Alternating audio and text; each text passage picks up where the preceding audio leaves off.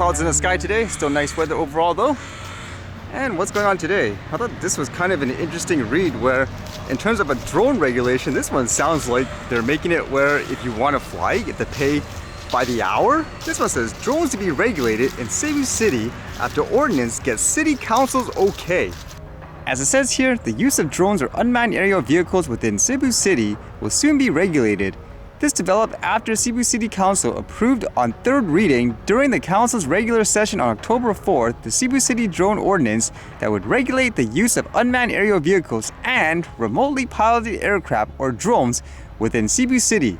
It says it's victory for police, jail, and military. I guess it's their way of saying more regulations, then in their mind, the more odds criminals and stuff, I guess, won't actually use it. Like that would be the case, huh? It says Councillor Ray Gayen, who authored the proposed ordinance, said on Sunday, October 8th, that the approval of this ordinance was a victory for the police, jail, and military authorities, especially those with security concerns in their respective jail facilities and camps. And here's the interesting part where they talk about fees. It says those who will use drones or any unmanned aerial vehicles for recreational or personal purposes must have to pay P100 for an hour of operation and P30 for every hour thereafter. Meanwhile, if used for business, commercial, or academic purposes, operators must pay not less than P300 for an hour of operation and P50 for every hour thereafter. Drone owners or operators will pay the fees to the city's treasurer's office upon the guidance of the office of the city mayor because they would handle the implementation of rules and procedures. If you're gonna pay the city hourly just to fly a drone, let's just say for fun or something like that, shouldn't they be giving you the drone and everything like that as in some kind of rental?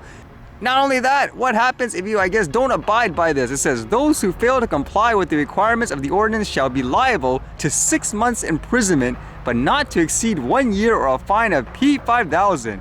Moreover, in the case of a drone's owners is in an entity, aside from its actual operator, the manager, president, and other responsible officers of the entity would be held responsible.